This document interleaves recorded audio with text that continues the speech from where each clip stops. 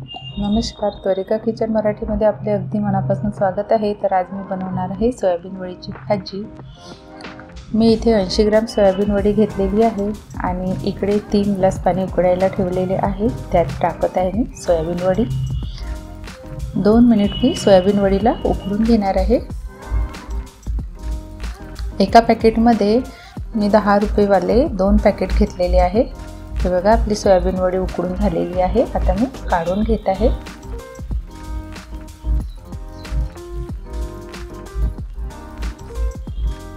Boil केलेली soybean वडी मी अशा पद्धतीने पिळून घेणार आहे। वडीमधील पाणी पिळून घेतले की वडी चवीला खूप छान लागते। एका पॅकेटमध्ये 40 ग्रॅम सोयाबीन वडी असते, अशा हिशोबाने ही 80 ग्रॅम सोयाबीन वडी आहे। आता मसाल्याची तयारी करूया। त्यासाठी मी इकडे पॅन गरम करायला ठेवलेला आहे आणि त्यामध्ये टाकत आहे अर्धा बाउल तेल। तेल छान गरम झाले की त्यात टाकत आहे मी बॉईल केलेली सोयाबीन वडी आणि 1 मिनिट मी सोयाबीन वडीला फ्राय करून घेणार आहे। फ्राय केल्यामुळे वडीला चव खूप छान येते। आता काढून घेऊया। इकडे भाजी बनवण्यासाठी आपल्याला लागणार आहे 2 मीडियम कांदे, 2 मीडियम टमाटर, 10-12 लसूण कळ्या आणि 1 इंच अद्रकचा तुकडा। वाटणाची तयारी करूया। तर भाजी बनवण्यासाठी आपल्याला कांदे छान भाजून घ्यायचे आहे। त्यासाठी मी पॅन गरम करायला ठेवला आणि त्यामध्ये टाकलेला आहे अर्धा बाउल तेल आणि कापून घेतलेला कांदा।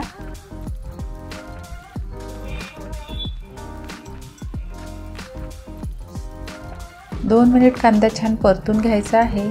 त्यानंतर टाकत आहे मी 1 इंच अद्रकचा तुकडा, 10-12 लसूण कळ्या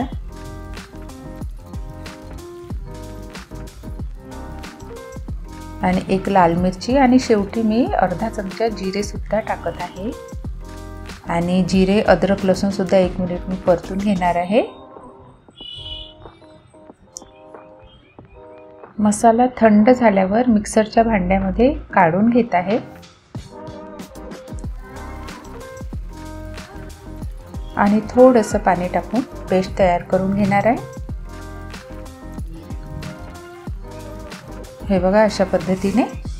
इकडे भाजी बनवण्यासाठी मी पॅन गरम करायला ठेवलेला आहे आणि त्यात टाकत आहे मी 2 मोठे चमचे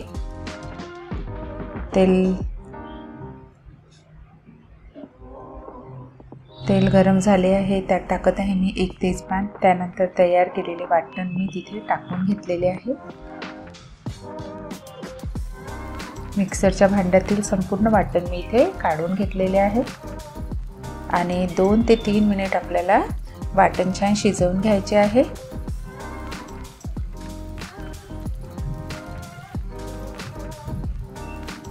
मसाला छान शिजला की भाजीला चव सुद्धा खूप छान येते। गॅसची फ्लेम यावेळी मीडियम ठेवायची आहे आणि तुम्ही बघू शकता मसाल्यातून तेल अलग झालेले आहे। मसाले सुद्धा आपले छान शिजले आहे। त्यानंतर टाकत आहे मी टमाटरची प्युरी। 2 मीडियम टमाटरची मी प्युरी केली होती, ती पण आपल्याला 1 मिनिट तरी छान शिजवून घ्यायची आहे।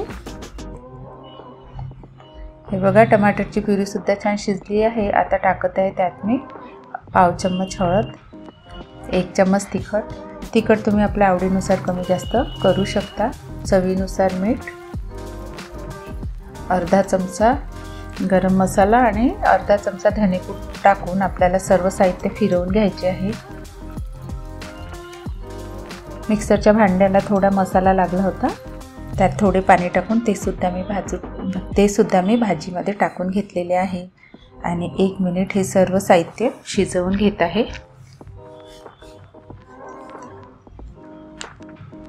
त्यानंतर टाकत आहे मी इथे सोयाबीन वडी आणि सर्व मिक्स करून घ्यायचं आहे।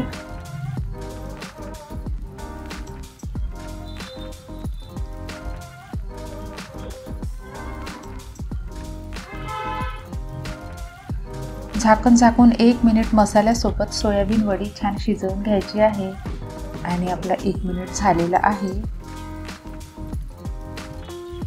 आपला 1 मिनिट झालेला आहे। तुम्ही बघू शकता भाजीला खूप छान असा रंग आलेला आहे आणि अशी भाजी सुद्धा तुम्ही पोळीसोबत खाऊ शकता। मी थोडी ग्रेव्ही बनवणार आहे, त्यासाठी मी इथे अर्धा ग्लास पाणी टाकत आहे। हे बघा, थोडे थोडे करून आपल्याला अर्धा ग्लास इथे पाणी टाकून घ्यायचे आहे।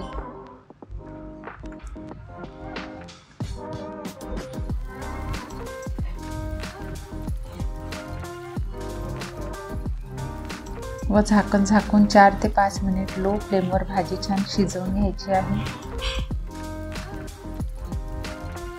4 ते 5 मिनिट झालेले आहे। खूप छान भाजी तयार आहे। आता टाकूया त्यामध्ये कोथिंबीर। तुम्ही बघू शकता भाजीला किती छान असा रंग आलेला आहे। आता टाकूया त्यामध्ये कोथिंबीर।